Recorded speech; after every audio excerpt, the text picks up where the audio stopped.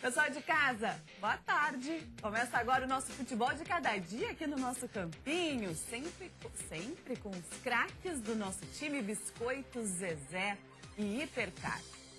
O Grenal 403 ainda não acabou aqui no programa. Nós vamos conversar com cada um dos autores dos gols que devolveram a vitória do Grêmio depois de 8 clássicos favoráveis ao Internacional. 2 anos, 2 meses e 14 dias. Foi o tempo que os tricolores esperaram por uma nova vitória em Grenais. Que começou aqui, ó, com o gol dele, uma jogada trabalhada do ataque todo, finalizada por você, né, Lu? Sim, foi uma bela jogada ali que terminou na conclusão ali do gol. Eu queria saber um pouquinho dos bastidores, tá? Fica matutando na concentração, fica pensando como seria uma comemoração, sabendo quanto a torcida estava esperando por isso? Pra torcida a gente sabe que esperava bastante tempo. Pra gente, a gente cara como todo jogo, como uma final.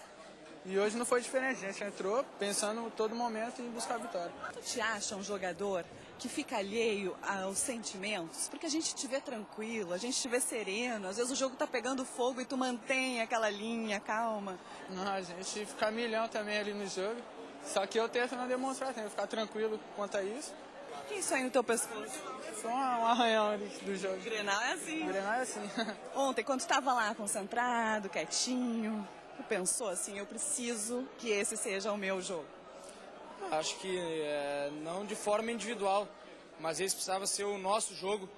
É um jogo que valia mais do que a vitória no clássico, valia a entrada no G4, valia um objetivo que a gente tem na competição. Tirando a rivalidade de lado, era um jogo que valia os mesmos 3 pontos de qualquer outra partida contra um adversário direto, então a gente está de parabéns pelo que a gente criou e conquistou dentro da partida. Mas tu pensa assim, e se eu fizesse um golzinho? Sempre pensa, não de forma individual como eu falei, mas fazendo um gol, automaticamente a gente ajuda de forma coletiva, então eu vinha há bastante tempo me cobrando para fazer um gol e ajudar a equipe. Hoje, felizmente, fui coroado com um gol. Como é que sai de um jogo como esse, pensar que tu fez tua parte, ainda fez gol, ajudou nesse resultado?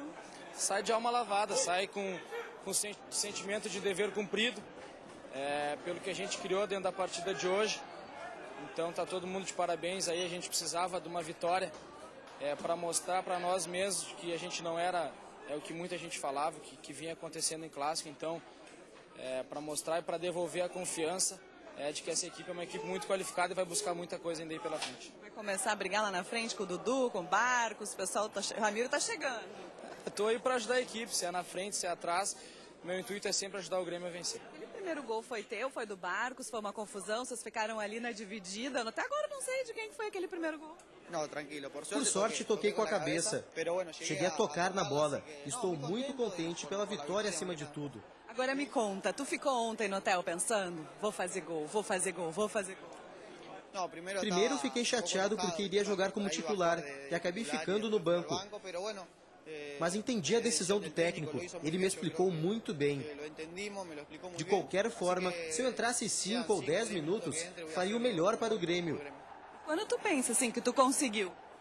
Estou muito feliz por compartilhar com meus companheiros e dar a alegria ao presidente e ao Filipão no seu aniversário. O Filipão te trata bem? Muito bem. O que acontece que quando tu joga contra o Inter, tu tá sempre brigando lá com teus companheiros argentinos? Não, nós argentinos somos assim, de brigar, calorosos mesmo. Eu por um lado e ele por outro. Dá uma pimentada no jogo, né? Estamos acostumados a jogar clássicos na Argentina. Eu acho que o Grenal é muito parecido com os clássicos que eu disputava lá. Desfrutamos da mesma maneira. O pessoal me contou que tu foi comemorar com a tua noiva lá, não foi provocar o banco do Inter. Minha namorada estava lá em cima e foi para ela. Foi para ela? Sim. Tá aí a palavra dos autores dos 4 gols, Ricardo Vidarte. Como é que o Marcelo Coelho te chamou? Ricardo, bola, bate-bola de algum, Marcelão. Né? O Vidarte, o São Lourenço, da Argentina, só aceita vender o Alan Ruiz. A gente acabou de mostrar aí a palavra dele, né? E tá aguardando a proposta do Grêmio para negociar esse jogador de forma definitiva. A intenção não é prorrogar o empréstimo que termina agora no final do ano. Essa informação é até descartada pelo presidente do São Lourenço. Você pagaria os 4 milhões de dólares iniciais que pediu o presidente do São Lourenço, que é o equivalente a 10 milhões de reais. Pela realidade do futebol mundial hoje, 4 milhões de dólares até não é muito dinheiro, né? Mas tô sentindo o cutuco, como é que eles chamam? Bate-bola de... Jogum? Jogum. Não, algumas pessoas já me falaram, o Grêmio vai tentar comprar parcialmente os direitos econômicos do atleta. Porque aí vai satisfazer o São Lourenço, né? Tipo assim, compra 50%, paga 2 milhões e divide com o São Lourenço.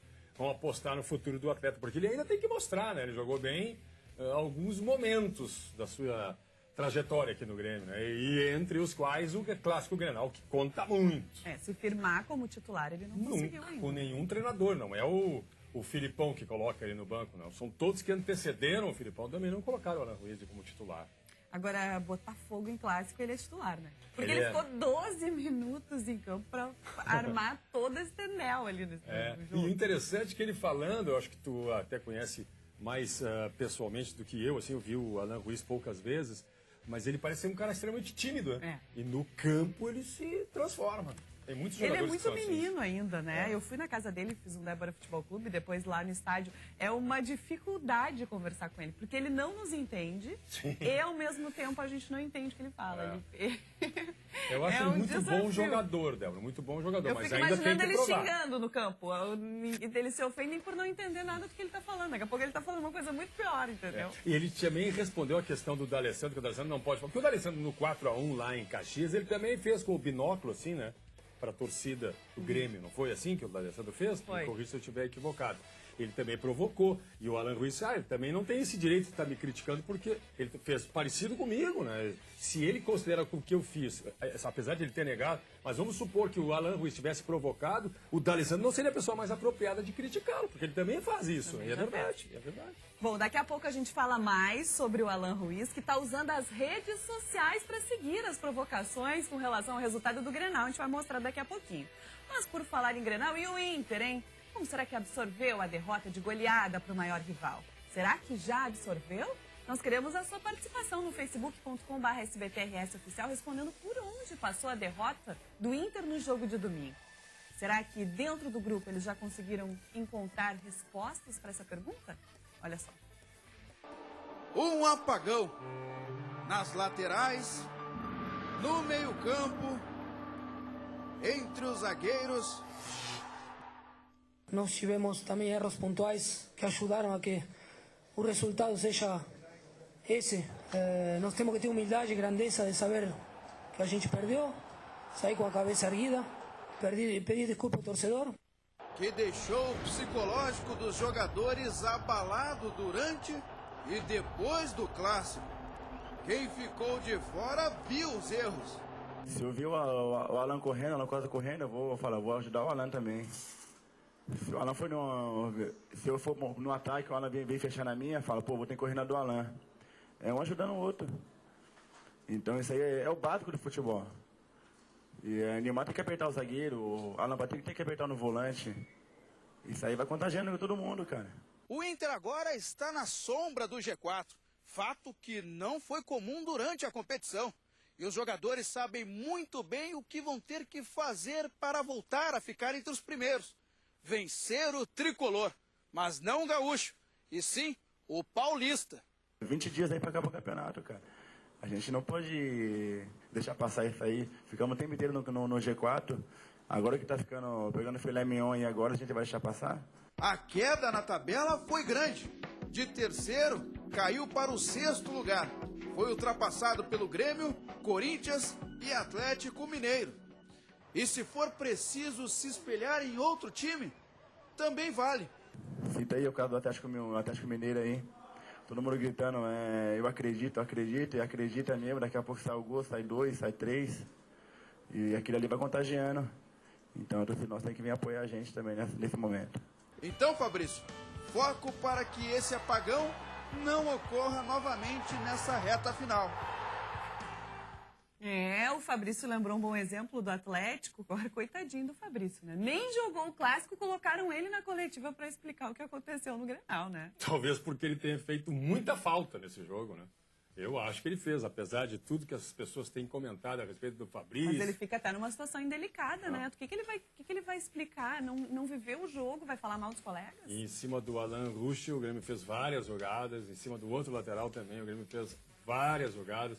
Acho que por isso que o Fabrício veio falar. E ele vai jogar amanhã contra o São Paulo. É uma esperança que a torcida do Inter tem para dar um pouco mais de força ali. Porque o Fabrício ele não é só lateral, ele também chega lá como se fosse um ponto esquerda, antigo ponto esquerda. Ele também fica como terceiro zagueiro quando a bola é aérea contra a defesa do Internacional, porque ele tem estatura, não é? Tem uma força física, não é? Muito forte, ele é muito forte, o Fabrício. Acho que realmente foi um dos grandes problemas do Abel Braga no jogo de domingo passado. A ausência dele. O que houve? Eu sei que eu sou meio ranzinza, mas o dia que eu tiver que achar que o Fabrício mudaria a história de um Grenal, com todo respeito. Mas, Débora, se tu olhares assim a estatística ou os jogos, fazer ali uma pesquisa, se fizeres uma pesquisa, tu vai ver que o Fabrício, ele participou, inclusive fez gols. Mas a preocupação não é nem a questão do Fabrício, é importante. A questão é o Inter não buscar uma alternativa que não possa realmente, de fato, ser importante e decisiva. Olha só o pessoal no nosso Facebook. O Odair Santos achou que foi salto alto. Abel achou que com 3 volantes o Grêmio jogaria fechado, ocorreu o contrário. O Grêmio com 3 volantes mordeu o jogo todo, movimentação constante, trocas de posições. O Zé Roberto Mora estava na lateral, outra hora como articulador. O Barco saindo da área confundiu a marcação da zaga colorada. Acho que eu vou contratar o Odair Santos aqui para trabalhar com a gente. Eu só discordo do salto alto, porque o Inter não vinha jogando bem há horas. A gente vinha dizendo isso aqui, eu só ficava bravo, mas o Internacional não vinha jogando bem. Quando se tratava de Grenal, o Inter era o cisne e o Grêmio patinho feio. Isso é verdade. Porque aí o Grêmio é quem se borrava quando viu o Inter pela frente, né? O Gerry Silveira, para mim, o Abel não errou, mas sim o Felipão acertou. Não deixou o Inter jogar. O técnico do Grêmio soube usar as peças que tem e anulou o Inter e deu um checkmate. De Pelotas. Delcinei Pereira, eu vejo a parte do meio-campo fraca, a zaga e o ataque tá bom. Tem que dar uma apostada mais na gurizada do sub-20 para o time ser mais ofensivo. O time do Inter ser mais ofensivo. Renato Porto, parabéns pelo programa, não perco um. Obrigada, Renato. Acho que os colorados entraram no clima que ganhariam mais um, mas temos um multicampeão, o Felipão. Ele é de São Jerônimo. Um beijo para São Jerônimo. Bom, pessoal, ontem aconteceram as eleições, né? Lá no Internacional, o Conselho Deliberativo do Inter participou da votação que escolheu os 2 candidatos que vão disputar o cargo de presidente do clube nas eleições do dia 13 de dezembro. O Vitório Pífero, representante da Chapa 2, recebeu o maior número de votos, 167. Marcelo Medeiros, o candidato da situação, teve 91 votos. Ficou de fora o candidato Roberto Sigman, da Chapa 3, que levou apenas 29 votos no Conselho. Foram 5 votos brancos e 3 nulos. Olha a palavra dos eleitos, Vidarte. Nós temos conhecimento, nós temos um apoio maciço dentro do Conselho. Nós construímos uma história no Internacional, não que outros não o fizeram, mas nós temos uma história vencedora no Internacional e quero contar com o apoio do torcedor. O Colorado tem que entender que o futuro presidente, ele tem que ter um projeto de gestão, ele tem que ter ideias e ele não pode ser apenas um nome. A gente tem que avançar e não retroceder.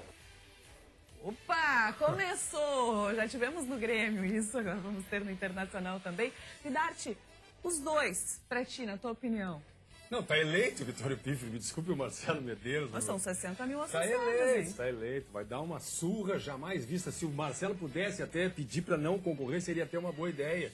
Não tem como, tá eleito, só tá aguardando a hora da eleição. E é verdade que ele já tem um pré-contrato com o treinador? Pois é, agora, eu sei que o César Fábio recebeu essa informação ontem e hoje eu recebi de uma fonte que eu tenho quase que certeza não tem nada a ver com a do César Fábio. O Internacional já estaria negociando um pré-contrato com Vanderlei Luxemburgo para 2015. O que tu achas? O Luxa. Meu silêncio diz tudo. O Luxa. Mas o Luxa levou o Flamengo a uma semifinal. Eu tenho mesmo que dar a minha opinião. Depois do intervalo, a gente vai mostrar as provocações, então, dos jogadores do Grêmio que ganharam as redes sociais depois do clássico de domingo e um elogio à torcida colorada na arena. A gente volta rapidinho.